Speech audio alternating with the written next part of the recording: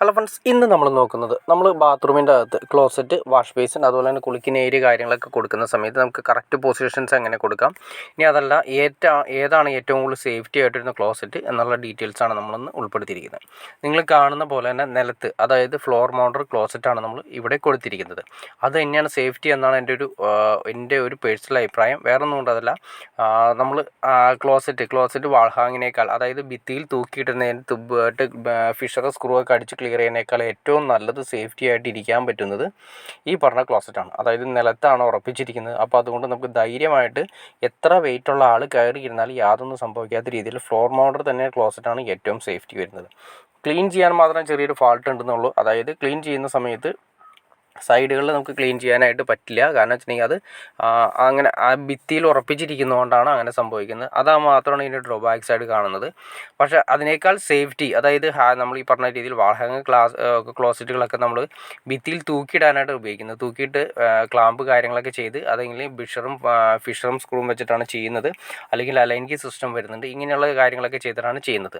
അപ്പോൾ നമുക്കിത് ഭാവിയിലേക്ക് ഇളക്കം തട്ടാനുള്ള ചാൻസ് കാര്യങ്ങൾ കൂടുതലാണ്. ഇനി അത് മാത്രമല്ല, അത്യാവശ്യം വെയിറ്റുള്ള നല്ല രീതിയിൽ വെയിറ്റുള്ള ഒരാൾ കയറി ഇരുന്ന് കഴിഞ്ഞാൽ അതിൻ്റെ പൊട്ടാനുള്ള ചാൻസ്, അതായത് സ്ക്രൂവിൻ്റെ ഏരിയ ജസ്റ്റ് ഒന്ന് പൊട്ടാനുള്ള ചാൻസ് കൂടുതലാണ്. സേഫ്റ്റി വെച്ച് നോക്കുമ്പോൾ ഏറ്റവും നല്ലത് നിലത്ത് ഉറപ്പിക്കുന്ന ക്ലോസറ്റാണ് ഏറ്റവും നല്ലത്. അതുപോലെ തന്നെ നമ്മളിവിടെ കൊടുത്തിരിക്കുന്നത് വാഷ് ബേസിനാണ്. അത്യാവശ്യം നല്ല വലിപ്പമുള്ള വാഷ് ബേസിനാണ് ഈ ബാത്റൂമിൽ കൊടുത്തിരിക്കുന്നത്. അതിൻ്റെ ടാപ്പ് നിങ്ങൾക്കൊന്ന് നോക്കിയാൽ മനസ്സിലാക്കാൻ സാധിക്കും. ഈ ടാപ്പ് വേണമെങ്കിൽ നിങ്ങൾക്കൊന്ന് സെലക്ട് ചെയ്യാം. കാരണം കേട്ടോ, പല സ്ഥലങ്ങളിൽ നമ്മൾ വാഷ് ബേസിൻ കൊടുക്കുന്ന സമയത്ത് ടാപ്പ് സ്ട്രെയിറ്റ് ആണ് കൊടുക്കാറ്. സ്ട്രെയിറ്റ് കൊടുത്തു കഴിയുമ്പോൾ സമയത്ത് നമുക്ക് വെള്ളം ഏകദേശം നമുക്ക് ഉപയോഗിക്കാൻ പറ്റാത്ത രീതിയിൽ ഏറ്റവും എൻഡിലേക്കാണ് നമ്മൾ ഈ പറഞ്ഞ വേസ്റ്റ് കപ്ലിങ്ങിൻ്റെ തൊട്ടടുത്തേക്ക് പോകുന്നു. പക്ഷേ ഇവിടെ നിങ്ങൾ വെള്ളം കണ്ടു, അതായത് വേസ്റ്റ് കപ്ലിങ് പുറത്തേക്കാണ് വരുന്നത്. അപ്പോൾ അതുകൊണ്ട് നമുക്ക് സിമ്പിളായിട്ട് കൈകാര്യം ചെയ്യാൻ സാധിക്കും.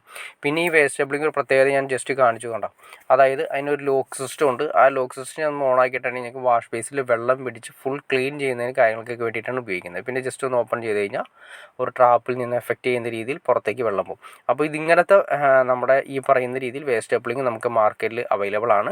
അപ്പോൾ നമുക്ക് ഇവിടെ കൊടുത്തിരിക്കുന്നത് അത്യാവശ്യം വലുപ്പമുള്ള വാഷ് ബേസിനാണ് കൊടുത്തിരിക്കുന്നത്. അതിൻ്റെ തൊട്ടടുത്ത് നമ്മൾ ഇതുപോലെ തന്നെ ഒരു സോപ്പ് ഡിഷ് കാര്യങ്ങൾ അല്ലെങ്കിൽ ബ്രഷ് ഹോൾഡറൊക്കെ കൊടുത്തിട്ടുണ്ട്. അപ്പോൾ നിങ്ങളുടെ ഇഷ്ടം അനുസരിച്ചിട്ട് ഏതാണോ കുറച്ചുകൂടി അഭികാമ്യം എന്നുള്ള രീതിയിൽ അതനുസരിച്ച് അറേഞ്ച് ചെയ്യാം.